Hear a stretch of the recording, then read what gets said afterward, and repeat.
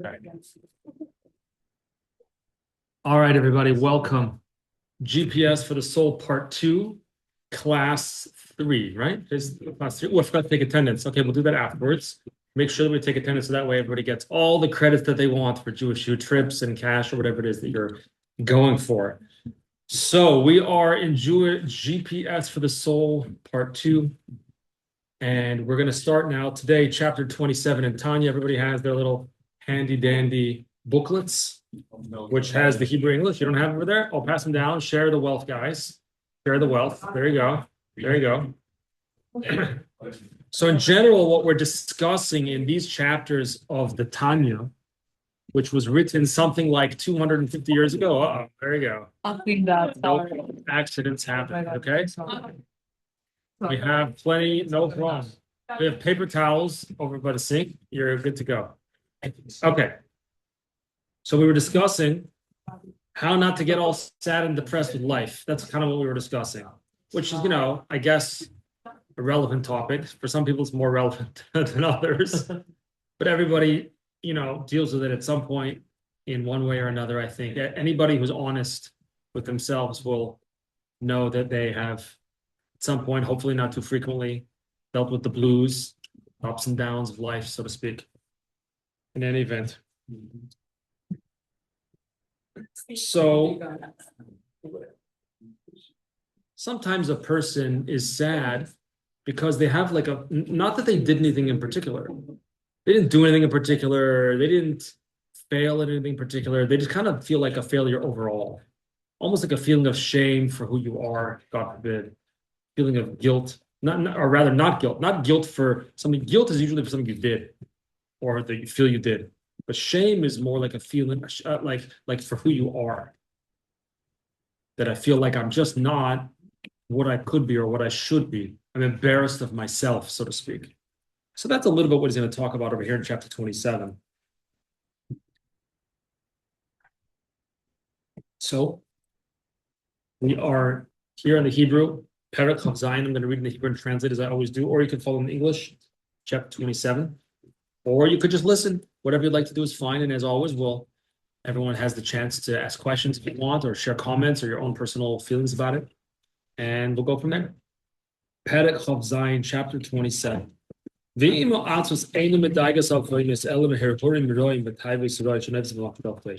So if a person is sad, not because they did something wrong and you feel like you messed something up, you didn't mess anything up.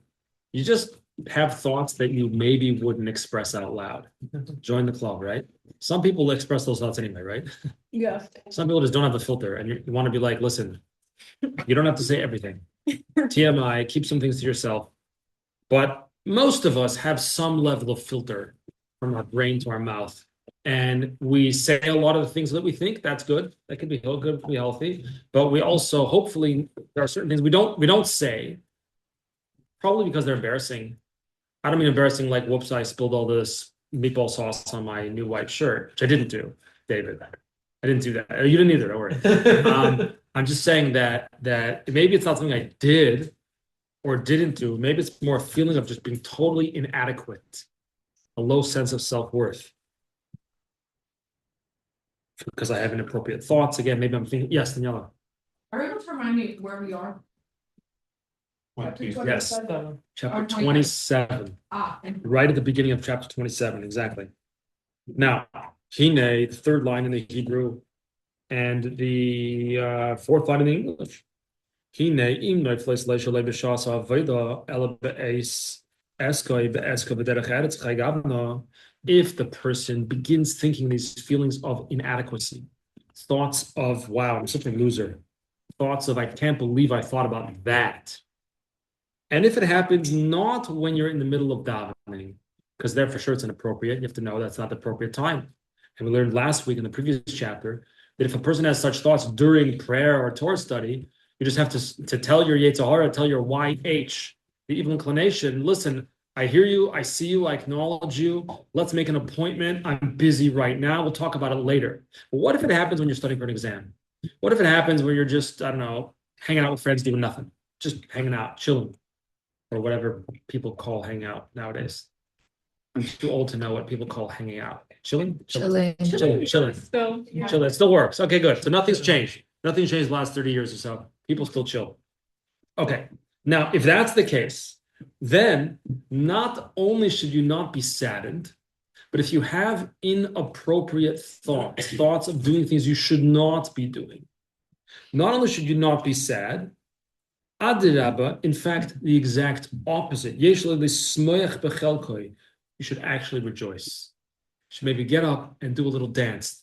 Let me tell you, someone's gonna say, why are you dancing for? You know what I'm dancing? Let me tell you what I was just thinking about right now. This huge affair, this huge transgression, huge sin. That's what I was thinking about. That's why I'm happy. What are you happy for?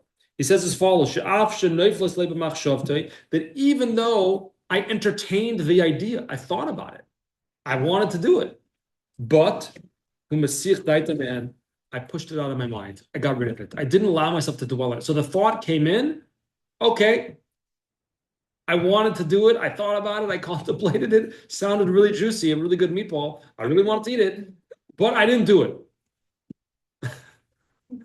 It was a metaphor or something. But Masich Daitaman, you push it out of your mind. And now you just did a mitzvah. Which mitzvah did you do? You did the mitzvah, which we read, by the way, it says in the Shema, not to turn and follow the way what your eyes are looking at, not to stray after your eyes. That is actually a mitzvah. Right. Don't stray after your hearts and after the things that you desire, the things that you see. So if I had a thought to stray and I didn't, I just did a mitzvah. So let's say I walk past a store, a restaurant that sells meatballs, delicious meatballs, not as good as these ones, but delicious, but they're not kosher. And I don't eat those meatballs. Did I just do a mitzvah? Yes. John says yes. Anyone else? One second. I want to say this scenario again. I'll come to you in a second. I walk past the, keep in mind what I'm saying and what I'm not saying. Okay. I walk past the meatball store and they smell good. But I walk past the meatball store and I don't eat them. Is that a mitzvah? So one thing I heard was yes. If the thought comes to your mind that you should eat them, then you did a mitzvah if you didn't. But if you just like walk by and like, oh, that was a good smell, but you didn't actually like think about eating them at all, and you just continue walking, we didn't do a mitzvah. Does anybody agree or disagree? The answer was that it depends. Did I want to eat the meatballs and I didn't? Or I don't even like meatballs, so I just walked past it. I don't care. And I didn't eat them. So the answer now is it depends. Does anybody agree or disagree with that? I agree. You agree? Dave, you also agree? Okay, majority rules. Sounds like you're right. Yes. It's not a mitzvah if I don't want to eat the meatballs and I don't eat them. That's not a mitzvah. The mitzvah is if I want to eat them.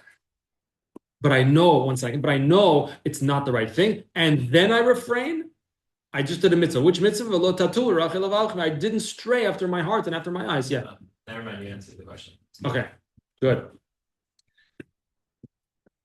And the same thing applies to any transgression.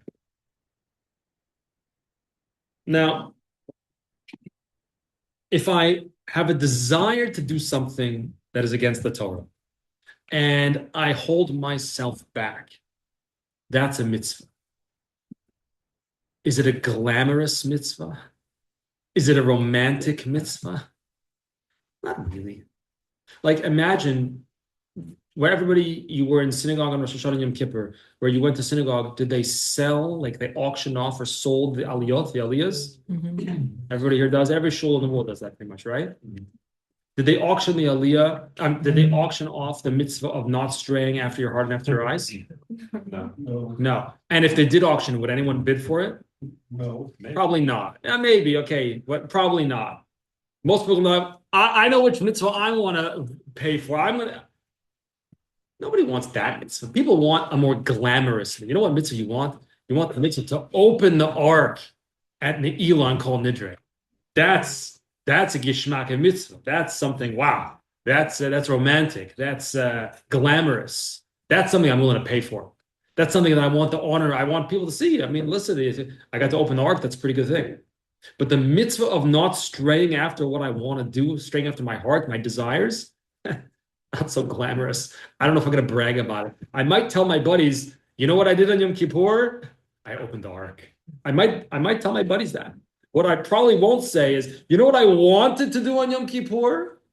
I wanted to, I'm not going to say, insert, but I didn't. I'm probably not going to brag about that. Forget bragging. I'm probably not going to tell anybody of what I actually wanted to do, what I was thinking of. Nevertheless, it's a mitzvah. It's a mitzvah. Is it more of a mitzvah? Is it less of a mitzvah than opening the ark on the Elah or whatever it may be? So the answer is it's a mitzvah like any other mitzvah. It just doesn't sound as glamorous to say that the mitzvah I did was I didn't follow my heart's desires to do something wrong. But it's still a mitzvah. Like fasting on Yom Kippur, it's a mitzvah. Like keeping Shabbat, it's a mitzvah. Like giving tzedakah, it's a mitzvah. It's all, put it all together. They're all great mitzvahs to do. Now, who is it that strays after their heart's desires? Who would have inappropriate thoughts? So the Alter Rebbe continues in the Tanya. When the Torah says, don't follow after your heart and your eyes that you are straying after, that you're turning aside from, that's not referring to the people called tzaddikim, righteous people. No, because righteous people, he says, God forbid, don't stray anyway. They don't have the desires that most of us have. Now, not too many people in the world, I don't think, are actually tzaddikim, are actually righteous people. I don't mean colloquially speaking. I mean in the definition of the Tanya, who uses the working definition of a tzaddik, a righteous person, as someone who never sins. Not only that, they don't even want to sin. So that's not most people. Most people want to, at least occasionally, but we hold ourselves back. So rather, it's speaking about everyday people who have thoughts of doing, he mentioned specifically sexually inappropriate things, person who thinks about that, even if it's permissible, such as with one's wife, or husband, whatever it may be. But the very thought about it is already misplacing a person's focus on the world, is misplacing a person's focus on something more elevated. Not that it's not a holy thing. Husband and wife, it's a mitzvah. It's one of the greatest mitzvahs. But to just think about it, I think we were placed on this planet for something greater than to think about certain actions. However, but when a person distracts themselves and doesn't think about these thoughts, which may be permissible in some circumstances, or in other circumstances may be totally prohibited by the Torah. The Torah says that if you don't think about it, you fulfilled a mitzvah. And even though that mitzvah, as we're saying now, is not so glamorous, and it's just a mitzvah of not doing something. And like it was pointed out correctly before, it's like you walk past the restaurant, you want to eat the food that's not kosher, but you don't. It's a mitzvah. It's granted a mitzvah of omission. You just didn't do anything, but you wanted to. Great, that's a mitzvah. So the sages teach us, that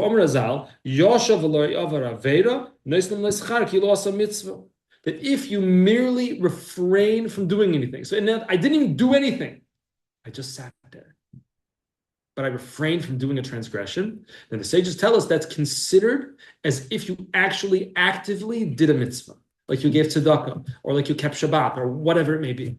So just sitting back and doing nothing could be one of the greatest things a person could do. Questions or comments so far?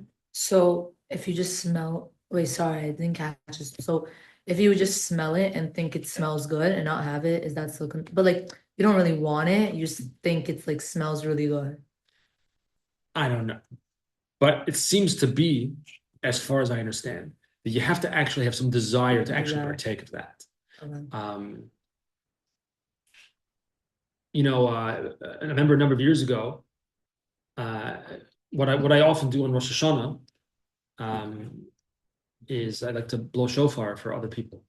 So there was a few years when I knew people living in Flushing. You know where Flushing is? Like a mile that way, mile plus that way.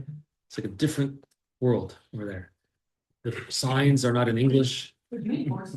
Huh? Wait, Flushing, aka Chinatown. Yes. Oh, China. Yeah, like the signs are in a different language. On Main Street, And then you go deep. So I actually know the area very well. You can go deep into Flushing. So I remember there were a few years that I knew some Jewish people. I still know one guy actually living in the middle of deep in Chinatown, as they call it. Not trying to give things names and whatever, but so there was a number of years when I knew a few people living there, Jewish people. So we would walk from here, walk there. It's about an hour plus walk, depending where exactly, how deep in Flushing it was. And I remember one of the days I'm walking with my kids. I think it was with me as well. So on Rosh Hashanah, I have a shofar. So on Rosh Hashanah, and we're walking to go blow shofar somewhere. We pass by a building, the kind of building I'm not supposed to go into. Quite literally, a place of idolatry. And it was open, the door was open, and there was incense wafting out. And as we walked by, we glanced inside and saw actual idols, like stuff that's like, people do that? Yeah, people do that. They actually bow down to idols. Most of Western society has different types of idols. Money, honor, respect, whatever it may be, different types of idols. But they have actual stone idols and they prostrate and bow down to them. So as we were walking by, I said to my kids, there's a prohibition to not worship an idol? That's it. that's what the Torah is talking about in a very literal sense. However, did I do a mitzvah at that point? The answer is I don't think so. I had zero desire to waltz on into the temple, and prostrate myself before the idol. I had zero desire to do that. And I didn't do it. It's not a mitzvah. I mean, it would be an aveira if I did it, God forbid. But it's not a mitzvah because I didn't have the desire. So it has, and I smelled the incense. Why am I telling the story? Because you asked about the smelling. Smelled the incense. So person might, it smells good. Okay. But the person would have to have the actual desire to do it and then refrain. It's like, reminds me of another story. The kid comes during recess. This was not Zalmi's class. I'm just saying. Kid comes during recess to the recess Rebbe. By the way, the general rule is the recess Rebbe didn't see it and doesn't know what happened. It's a general rule. Whoever is observing recess during elementary school didn't see whatever happened. In any event, one boy comes over to the recess Rebbe. Says, Rebbe, Chaim wanted to hit me. And the Rebbe says, what? Yeah, Rebbe, Chaim wanted to hit me. The recess Rebbe looks at him and says, what? Chaim wanted to hit you? Are you a prophet? What do you mean he wanted to hit you? Do you read minds? Says, no. The boy says, no. So the Rebbe says, well, how do you know that Chaim wanted to hit you? So the boy says, because he did hit me. He wanted to, that's why he did it. Okay. Sorry, it felt really flat. No, Okay. That was good. Okay. Sorry, I was very flat. It's lucky my daughter's not here. She would just say, Tati, it's like another bad joke. I'm sorry. But in any event, what are we talking about? Oh, so if I have a thought to worship the idol, God forbid, if I have a thought to eat the non-kosher meatball, if I have a thought to do whatever I'm thinking about doing, and then I I don't think about it, I don't focus on it, and I don't do it, I just did a mitzvah. And therefore, if I did a mitzvah, should I be happy or should I be sad? I should be happy. So he continues, I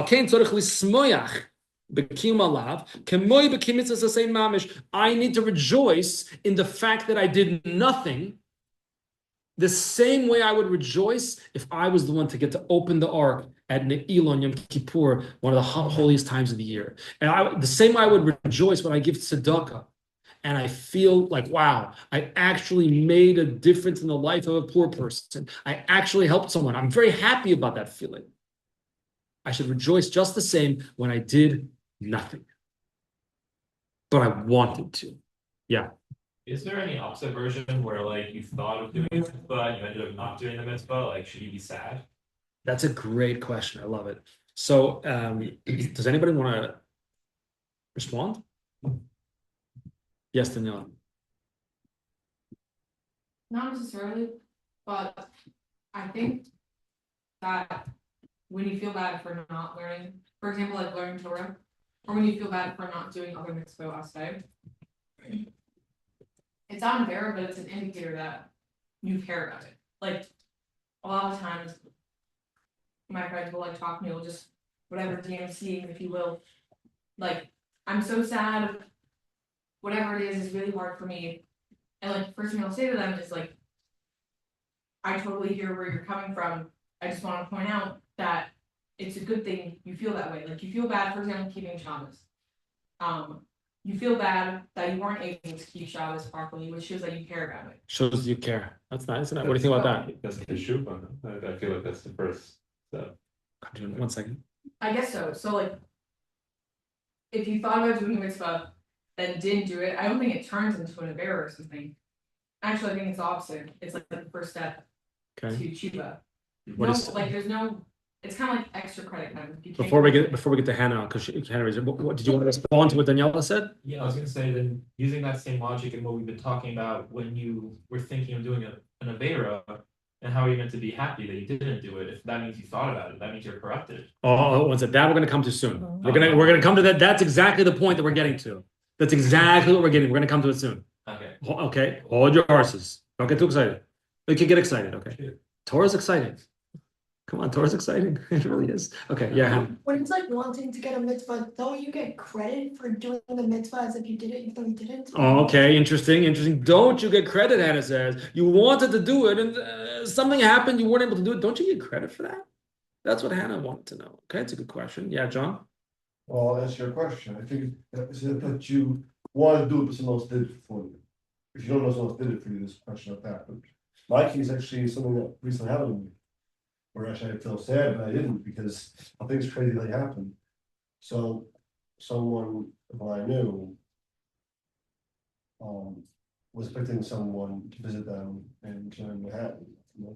My close roommates and visitor her was like, John, do you even know how to get to the Port Authority for a second from my friend the air train from JFK? I said, yeah, have the U train. Like, you're amazing. I really answered it. I was like, yeah, no problem. I said, can I be honest with you? I'd love to help your friend out. But if I went on Friday, I can't. I said, it's Shabbos. No, they're coming Friday at 1 o'clock off the airplane. I said, I'm gonna be in Jamaica. I said, I'll see what I can. Problem with the baggage claim took a while. So you had in other words, you had the intention. Okay, so actually our sages tell us, and it is actually quoted similar to what Hannah was saying before, quoted in the Tanya later, that machshava toiva HaKadosh Baruch Hu metzaref lamaisa, which means machshava toiva, a good thought. Hashem is metzaref it. He joins it to the deed to consider it as if you did it. Meaning that's not if I wanted to do it, then I'm like, whatever, I don't care, I'm lazy. No. That's not what we're talking about. Meaning I had full intention to do mitzvah A, whatever it may be, pick up your friend at the airport or whatever it is, right? And something happened that I wasn't able to do it. So Hashem says, I got your back. I'll consider it as if you did it. In that area, the good thought counts. But thinking about doing a sin doesn't count per se. And rather, the context we're saying here is thinking about it and then refraining is a reason to rejoice. And we're going to get to your point before about, but doesn't that mean that I'm flawed and then broken or fractured or whatever word used exactly? We're going to get to that soon. Okay. Now, how soon are we going to get to it? Right now. So, number one, if I have inappropriate thoughts, what am I supposed to do? I'm supposed to get up and dance. Supposed to get up and rejoice and sing a niggin. Yeah, da, da, da, da, da. Hey, supposed to sing a lebedik, a joyous niggin. And says, why are you so happy? You know why? Because I wanted to do an avera. I wanted to sin. You're happy about that? Yeah. I'm so happy. I wanted to do. Don't want to say, but I see like astonished looks. Okay, so yeah. Okay, so like pretend like I had meat and then I'm like really craving chocolate. Yeah. Okay, do I dance? Like that's like almost doing like, you know what I mean? Yeah, you dance, absolutely. You get up and dance. That actually happens all the time. Because now you want milk Because chocolate right now. like I'm actually a chocolate addict. Let me guess, you don't like 85% dark chocolate. No, I actually do like dark chocolate. The dark No, chocolate's like the best. like the one from Trader Joe's though, like not like every. I like dark chocolate too. Oh, it's good. It's good for you. They say it's healthy, right? Okay. Everybody likes that the Schmerling chocolate with the horse on it. You know what I'm talking about? Or the Okay. even better, the 85% cocoa chocolate. That's the best one. Okay. Anyway, what are we talking about? Anybody know what we're talking about? You want to say something? You maybe want to say something or No, I don't have. Which about Okay. corruption? Huh? About Oh yeah. So one dance after. so if I don't want to do the sin and I don't do it, okay. I mean, I'm glad you didn't do it, but there's no rejoicing there. That just means you didn't do something that you anyway didn't want to do. But when you want to do it and you refrain, I want milk chocolate, but I just had a meatball. I want it so bad into that. No. Then you should get up and dance. Then you should sing. You should rejoice. You should say, guys, I just did a big mitzvah to share with your friends. Now, coming to your point, on the end of the first line in the Hebrew on the second page, or it's in the fourth line in the English on page 117, the adarabah. Quite to the contrary, if you're saddened as a result of the fact that, oh my gosh, how did I even dream of eating a piece of milk chocolate? I just had a meatball. What kind of person am I? I thought that I was someone who kept kosher. I thought that I was past that already. I thought that I was someone who had matured. Me eat milk chocolate after having a meatball? I would never think of such a thing. You know, only like really low people have thoughts like that. Says the Alter Rebbe va'adirabba. If you're sad, you know what it means? I'm not trying to offend anybody. You know what it means if you're saddened by such things? It means you're arrogant. It means you're arrogant. Why? You're arrogant. That you don't recognize who you really are. You don't recognize your true place in this world. That you seemingly must have thought that you were a tzaddik. You're a righteous person, and righteous people never would think to eat milk chocolate after having a meatball. And I thought, how could I think it? What do you mean, how could you think it? Because you're a normal human being like the rest of us. That's how you thought to do it. That's why you wanted the milk chocolate. A tzaddik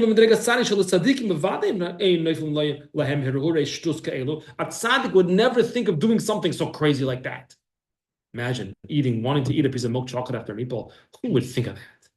You know who would not think of it? A tzaddik, a righteous person. You know who might think of doing such a thing? Just about everyone else. Totally normal. It means you're healthy, it means you're normal. And then you refrain.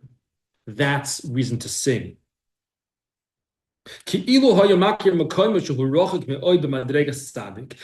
only you would recognize your true place, that in fact, not only are you not a tzaddik, are you not a righteous person, but in fact, you're extremely far away from such a reality. It's like when I was a kid, I thought legitimately, I really actually thought that I could make it to Major League Baseball.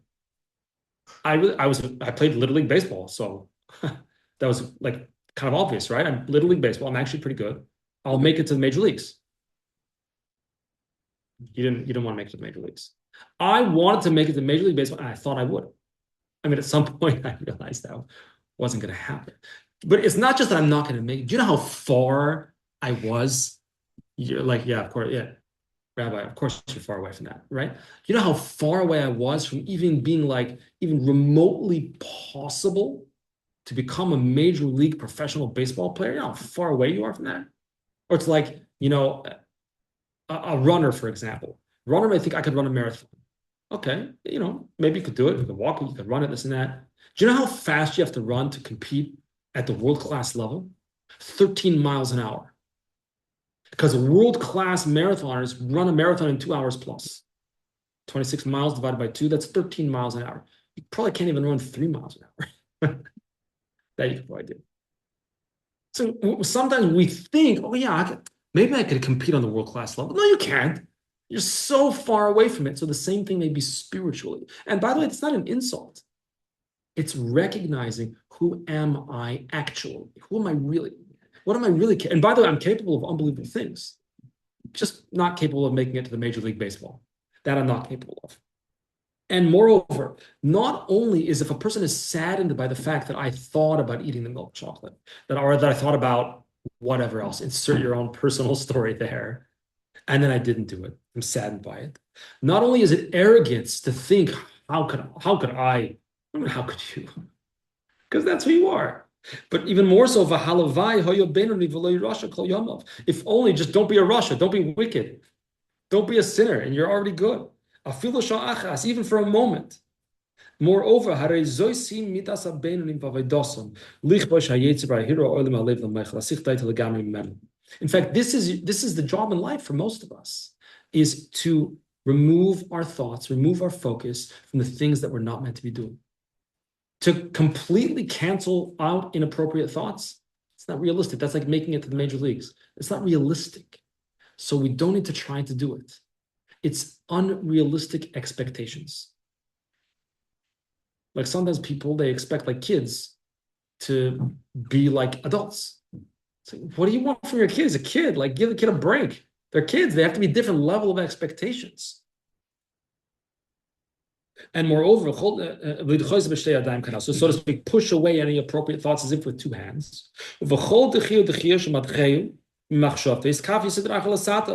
And every single time we stand strong, we bench press weights and we say, get out of here.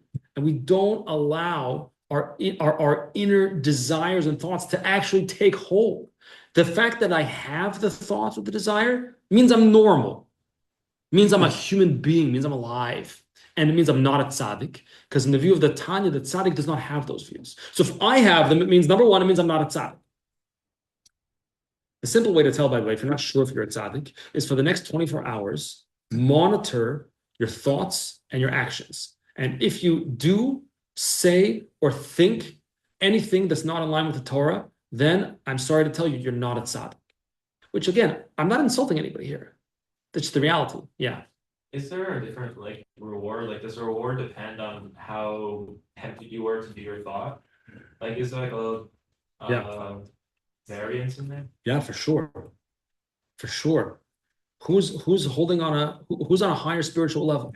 The person who never sinned in their entire life because they weren't tempted, or the person who was at temptation's door, like Yosef, Hatzadik, right? The great Yosef, a woman grabbed him and said, I'm all yours. Nobody will know. Everybody's out of town. Nobody will ever even know. Who's on a higher level? You tell me. Yosef could have done whatever he wanted. There were no surveillance cameras. There was nothing. Who's going to know? Nobody's going to find out. You can do whatever you want. She's begging you. Come on. And he refrained. He says, this is not the right thing to do. That's not who I am. That's not what we do. That's unbelievable. And we actually call him Yosef HaTzadik. We call him Yosef the Righteous. But that's a separate discussion. Yeah. So how did you make the general statement before that this mitzvah is on the same level as every other mitzvah if this mitzvah has variant? That's a good question, because the answer is because it was a general statement. The general statement, exactly as you said. Is there variance? Of course there's variance. Everything is, every life situation is different. Every person is different. Every person's struggle is different. No two people are the same. No two people have the same thoughts or emotions. Right? People are complicated. Emotions are unpredictable, complicated, and thoughts. Do you even know two people that think the same thoughts? Even when we say something in English like, oh, we're on the same page. Okay. So we think exactly the same? No. Nobody, that's part of the beauty, right? That's part of the beauty of living, is that no two people are the same. People think differently. People, it's like in marriage, where you want to marry someone who's the same as you. Aside from that, that's impossible. Then what are you doing? You want to marry someone who's different, who thinks differently, who feels differently than you. Obviously, it has to be someone that you can connect with, obviously. But so the same is impossible. So in a general statement, yeah, a mitzvah is a mitzvah. Mitzvah is a mitzvah. In a general statement. You want to break it down to the details? No, there's different things. If you ask somebody, what's more important to do? What's a greater mitzvah? Fasting on Yom Kippur? Or, I don't know, whatever. Think of some, I don't know. Nothing's popping into my head right now. Or eating the fish with the right fork instead of with the wrong fork. I don't know. It's like a silly example. Of course, fasting Yom Kippur is one of the greatest mitzvahs, for sure. Which we see from the punishment that Torah discusses. Even though we don't really focus on punishments, I hardly ever mention the word punishment, but yes. I think my question might be in line with what Zach was asking. Great. But, how do you reconcile the idea that a tzaddik is on a higher spiritual level than the average person, but yet also believe that teshuva, or the resisting of an urge, is of a higher spiritual quality than not having the urge at all, which is the lived experience of a tzaddik. That's a great question. Yeah, exactly. A follow-up to that? Is it on the Yeah, I same? think that'd Okay. be an answer to it. Okay, great. I think that it would be more if you're comparing two different tzaddikim on the same level, and you were to say one of these tzaddikim overcame these thoughts or did teshuva, and the other tzaddik didn't have those struggles. Then you'd say the tzaddik that had to like overcome teshuva, like had to overcome those thoughts, do teshuva, and made it to this status, is on a higher level. Mhm. But if you're to compare the tzaddik versus an average Joe who had the thoughts, then it's like the tzaddik is still more righteous. Because then the same question potentially applies of, is it the tzaddik that never had the urge somehow more pure of a tzaddik than the one who is Well, now like a more impressive spiritual level because he overcame something? The thing that also is we're focusing on one aspect of a mitzvah that someone can do, where you would get a reward that a tzaddik wouldn't be able to. But there's still so many rewards, so many different like mitzvah that a tzaddik would need to still do that you would get a reward for. Yeah, also just to point out that in the Tanya, he rarely discusses the topic of reward or punishment, almost never. It's like as if it's a side issue. It's not even that relevant for the Tanya in his world. But it depends on which side of the coin we're looking at. In a certain sense, like you said, isn't a tzaddik more pure? Answer, yeah. Tzaddik is more pure, whatever that means. Who's more real? Is the person who struggled. It's the person who's been through life, the person who had a challenge, maybe fell, but got back up, struggled, and overcame. Who would you want to get advice from? Someone who, business advice, let's say you're looking to go into finance or whatever. Who do you want advice from? You want advice from someone who like inherited $10 million from his father and just like, yeah, and so now I'm rich because I invested all that money. I got a lot of money. Okay, good for you.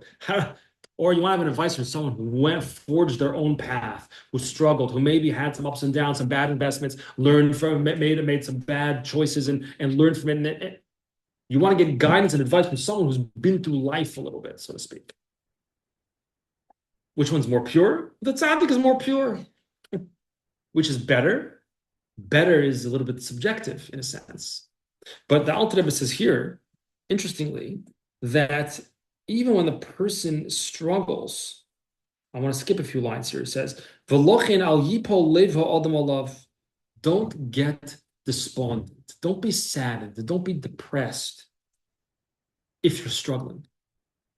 Don't be saddened if you have inappropriate thoughts in your mind. Don't be sad if you want to do things that you're like ashamed of. Not only should you rejoice, get up and dance, as we said before. Not only that, he says, and further, gam im kain kol yomov b'milchama zu, and maybe in fact you're going to struggle with this, whatever the issue is, for your entire life. The Alter Rebbe says, don't be saddened. Ki ulai lakach nivra.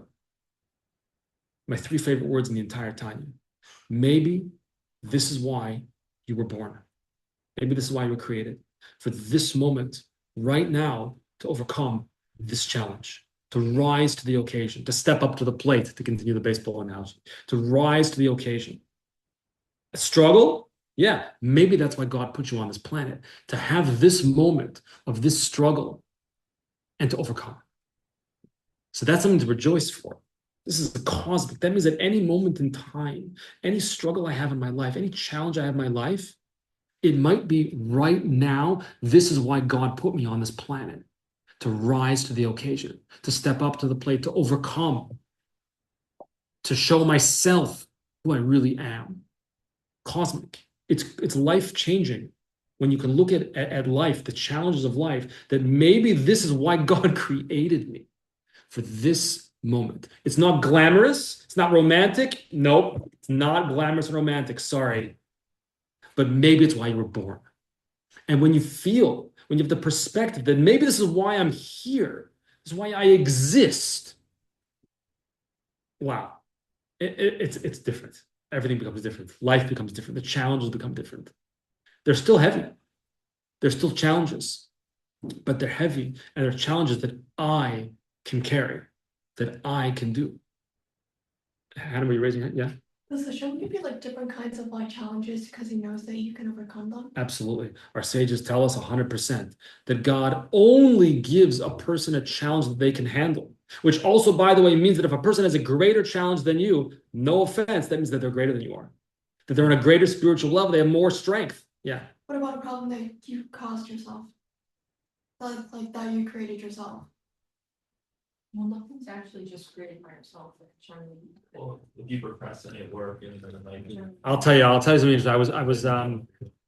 I learned with my kids on the phone once a week. I wanted to ideally do like a weekly Zoom of like all the family learning some Torah, like 15, 20 minutes, maybe schmooze a bit. But it's my boys don't have smartphones, and my one of my boys is overseas in yeshiva, so time change, and so it wasn't working out. I realized a weekly Zoom altogether is not possible for my family. Maybe one day it'll be possible. Maybe if my boys will get smartphones at some point, and they're in yeshiva, whatever. Anyway, but so I learned with them on like their different schedules. So like I learned with my oldest son and daughter at one time, a few different. Okay, anyway. So what did we learn? So this week or this past week, and then yesterday with my son in France, I learned on the phone, and that was the whole thing. The phone was okay, whatever. Anyway, so we read together a letter written by the Lubavitcher Rebbe, which is something that I'm personally very interested in. The Rebbe's written correspondence. I speak about it pretty regularly. I don't think I've spoken about it to you guys really all that much, but I find the correspondence to be fascinating because it's to all sorts of different people about all sorts of different topics. Anywhere from like the most scholarly Torah topic that you need to be like a huge Torah scholar to even understand what the Rebbe is writing about, to like very mundane things like, hey, I think I might buy an apartment in such a neighborhood in Jerusalem. I read a letter yesterday. I want to buy an apartment in such and such a neighborhood in Jerusalem. And the Rebbe told him no and give him a reason why not, which is a logical reason. But anyway, so the letter we studied this week was written by somebody.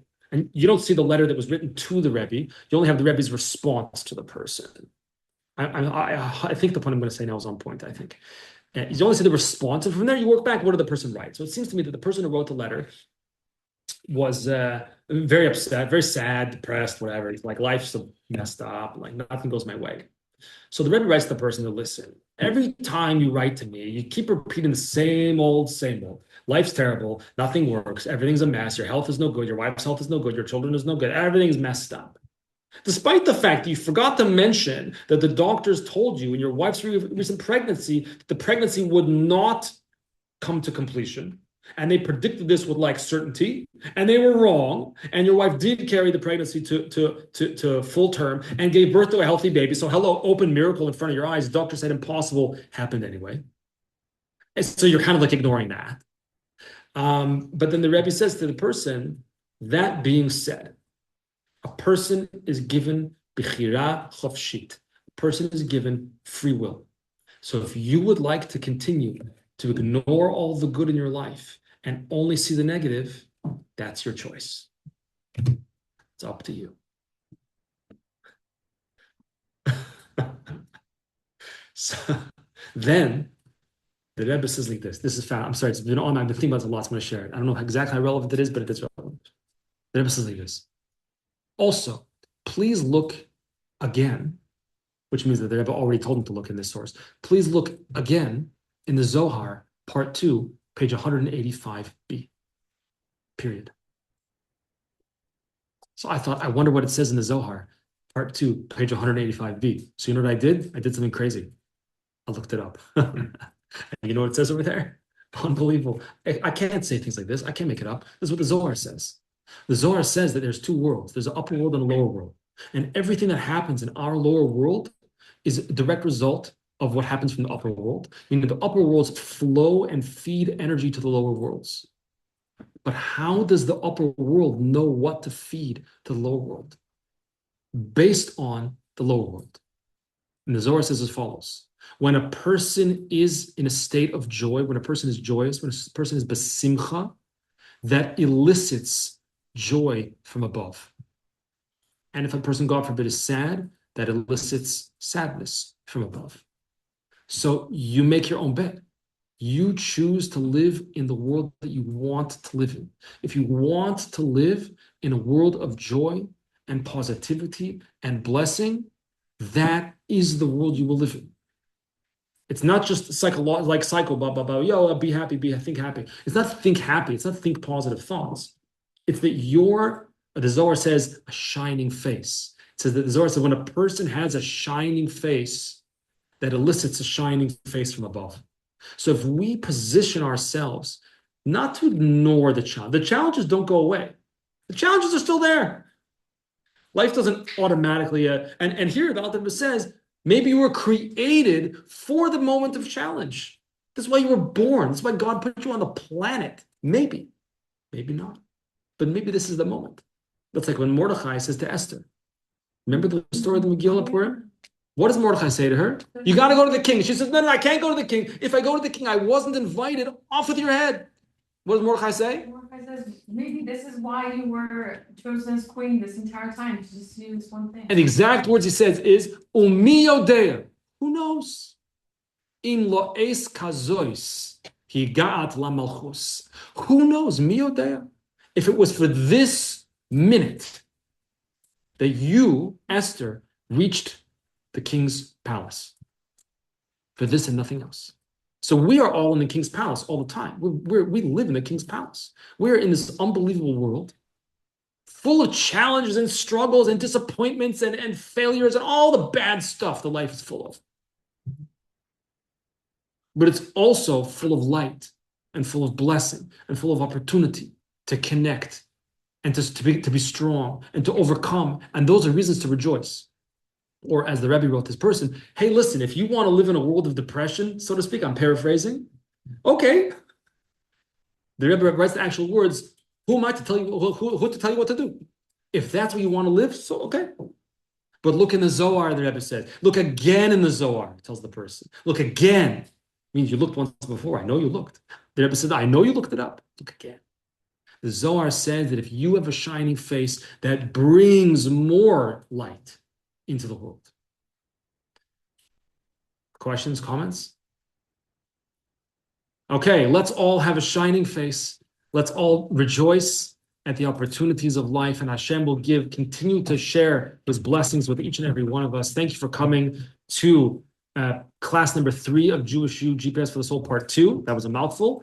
And maybe this is the moment that you were born for. L'chaim. How should we think of